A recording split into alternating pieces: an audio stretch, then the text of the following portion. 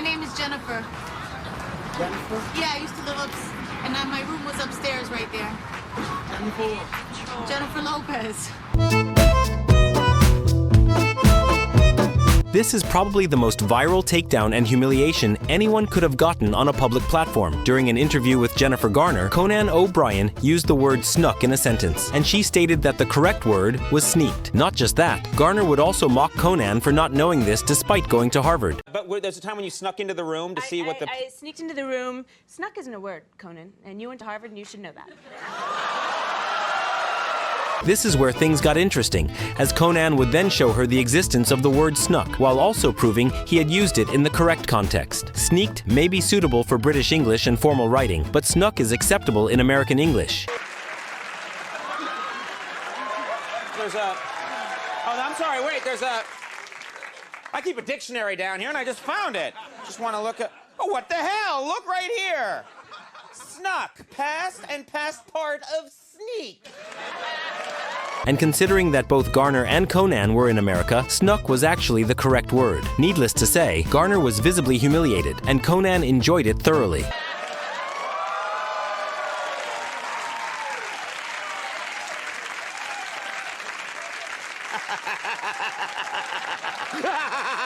It was very easy for Amber Heard to become villain number one in everyone's minds, and her trial footage says a lot about how sneaky and sly she actually is as a person. By side. You've seen this photograph as well, right? I have. In this clip, Johnny Depp's lawyer, Camilo Vasquez, asks Heard about an image which has wine spilled on the floor. This photograph reflected spilled wine in Penthouse 5 on May 21st, 2016, didn't you? Heard tried to deflect by saying metadata was being covered, but Vasquez called her out immediately by saying there's a reason the image is in evidence. So unless you remove the metadata you've covered up, we could then tell. If you I didn't cover it up, Your Honor. Could we unredact them so we could get context? That's how it's in evidence. Heard then tried to talk to the jury, but once again, Vasquez would remind her to talk to her, not the jury. Ms. Heard, there is no question pending, and I would appreciate it if you wouldn't be making argument to the jury. We once again take a look at the trial between Johnny Depp and Amber Heard, but this time we are involving Heard's lawyer, Elaine Bredehoft, and the funny witness Morgan Tremaine, who was a former TMZ employee. Hello? And what do you do for a living? I produce esports events and design video games. Now, if you don't have information that's helpful to this case, then you wouldn't be a witness, correct? As most would know, Elaine tried to mock Morgan by saying he was looking for his 15 minutes of fame by being witness for Depp. I am aware that there are cameras. And so this gets you your 15 minutes of fame. However, Morgan wasn't going to back down, so he called out Elaine for saying she could be looking for her own lucky break by being part of such a high-profile case. I could say the same thing by taking Amber Heard as a client for you. His response had everyone stunned in court, even drawing an impressed reaction from Elaine. A little argumentative, don't you think? Ellen DeGeneres is not a very likable person, especially after all the revelations around her behavior came to light. Happy belated birthday. When was your birthday? It was October 4th. October 4th. In this case, we see Dakota Johnson calling her out for not coming to her party despite being invited. And how was the party? I wasn't invited. This was after Ellen said that she wasn't invited to the party, so Johnson decided to call her out on her own show. That's not the truth, Ellen. You were invited. Of course, Ellen tried to deny it, but Johnson made sure to get her own producer to confirm it, thus leaving the talk show host fumbling for recovery. Ask Jonathan, your producer. Who said you were? I was invited? Right. Why didn't I go? I don't know. This one is not a direct confrontation, but it does have Candace Owens completely destroying Taylor Swift and her methods. Candace Owens is going viral with this flamethrower take on Taylor Swift. She goes on to talk about how Swift is psychotic in the sense that she writes songs about guys she's dated, especially if she doesn't get what she wants. She writes a song about a guy. I mean, it's totally psychotic. And of course, these songs have hints that allow her fans to realize whom she is talking about, which then leads to online harassment towards these men. Swift never really gave a proper response to this, but Owens was absolutely brutal here. And then has 15 million girls singing the songs and drops little clues so they know who it's about, who then go and attack whoever it is, like Scooter Braun's family. Rachel Ziegler was an absolute PR disaster for Snow White, and everyone made sure to remind her about that. Ziegler, and you've got a story about the search for true love that's no longer about true love. What even is this movie? Exactly. It's a hollow, vacuous joke. And I can add one. Piers Morgan had already dismantled her in a previous video, which came right after she made fun of the original film. To do this because there's a leaked scene that was shown at the recent D23 reveals that the modern empowered Snow White won't even allow domestic labor.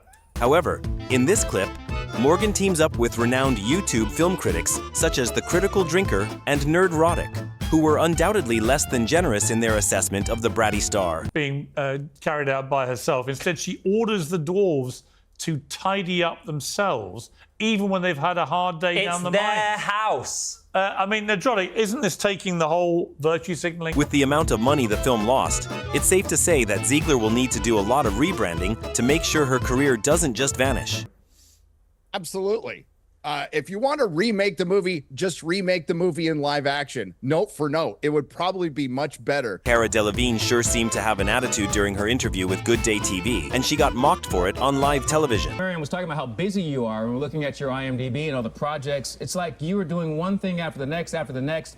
Do you find that it's easier for you to focus because you're so busy? If you had downtime, maybe it wouldn't be so easy for you? What do you think? When she was asked a few questions about her upcoming movie, which she got paid to promote, Cara strangely showed a lack of energy, and the interviewers caught on to this. I love it. Now, with that said, I saw you in London talking a couple weeks ago on TV, and you seemed a lot more excited about it than you do right now. Are you just exhausted? They even brought it up and made fun of her, saying she could use a Red Bull. As much. We figured as much. We'll let you go then. How about that? We'll let you go take a little nap, maybe get a Red Bull. How about that? This clearly affected her, as the interview ended abruptly, but this just allowed the interviewers to have a field day, making even more fun of her. Cara Delevingne, thank you so much for your time. Paper time. Most times, celebrities like to make use of their privilege, but it doesn't always work out. Ma'am, what did I just tell you to do? I'd like to know what's going on. He's under arrest. If you don't get back... I'm a U.S. citizen. Reese Witherspoon found that out the hard way when she got arrested while being drunk. Go ahead. Come on. You better not arrest me. Yes, ma'am. Are you kidding me? No. She tried to resist the arrest and even asked the police officer if he knew who she was. Sit in handcuffs? Yep.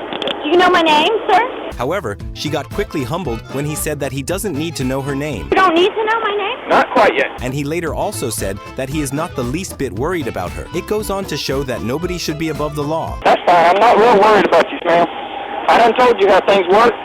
Paris Hilton may be used to living the high life, but she has done jail time too. How'd you like being in jail? That's how you start. Not too much. And David Letterman made sure to bring it up as many times as he could during their interview. God, that was just a horrible thing. God, wasn't it horrible? Yeah, It was, definitely. and you know what? They locked up your friend Nicole. Hilton was visibly annoyed when he kept doing it, even after she told him not to. But her general attitude wasn't too polite either. Now, how can she was only in for like 45 minutes? How did that work? How can somebody only be in for 45 minutes? I don't know. So perhaps Letterman didn't feel the need to comply with her request. Needless to say, Hilton looked annoyed during certain points in the interview. And tell us, what now, looking back on that experience, what have we learned? What can you tell us? What's different about you going forward as you look back? This one is more of an actress getting humbled, but it's still a priceless moment. Jennifer Lopez visited her old block where she grew up and had the camera follow her around. During this time, she talks to a man and tells him that she used to live here. Hi. I used to live here. I used to live here. Surprisingly for her, he doesn't recognize her one bit, even after learning her name. My name is Jennifer. Jennifer? Yeah, I used to live and my room was upstairs right there. Lopez mentions her name multiple times, but it still didn't ring a bell, which made the whole interaction hilarious. Jennifer Lopez. Who's Jennifer Lopez? Me. Whitney Houston was not one to spare any person from her wrath if she got annoyed, and Wendy Williams was no exception. There drug use going on at this present time? Of course, it was Wendy who was asking some very intrusive questions, and at one point, Houston had enough. Who are you talking to? To you, Whitney. Ask me no questions like I'm a child. Y'all want to know what I'm doing all the time. She went on to say some extremely strong words to Wendy, and it surely put her in her place. This wasn't a face-to-face interview, but it still went super viral during its time. I don't give a shit about what you're doing all the time. You are so nosy, man. You don't even know what I do. Like you said, you never met me. You don't know me. You ain't been in my house. You don't live with me. You don't sleep with me. You don't do shit with me, but talk about me. In a role reversal here, we see Anne Hathaway giving it back to Matt Lauer, who tried to embarrass her by bringing up a wardrobe malfunction. I'd be happy to stay home, but the film. Let's just get it out of the way. You had a little wardrobe malfunction. Classy as she always is, Hathaway gave a very dignified response and reflected on modern society's shamelessness, even subtly hinting at Lauer's own behavior. And do the decent thing, sells it. And I'm sorry that we live in a culture that commodifies sexuality of unwilling participants. She also managed to connect this incident to her character in Les Miserables, which made the whole thing even better to watch. That's what my character is. She is someone who is forced to sell to benefit her child because she has nothing and there's no social safety net. Nicki Minaj and Miley Cyrus found themselves in between some crazy beef, and who would have thought that it was all because of an MTV VMA award? And now, back to...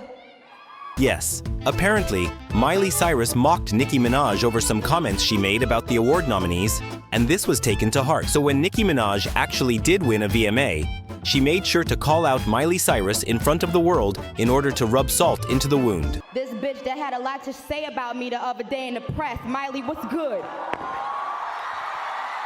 Hey. We're going to Bollywood now, where Sonam Kapoor, daughter of renowned Indian actor Anil Kapoor, got roasted by film critic Rajiv Masand over her acting skills. I feel like there's a lot of bias sometimes. She had stated something about there being schools for critics, but Masand was quick to point out that there were schools for actors too, although some people may not have gone there. Don't they have schools for critics?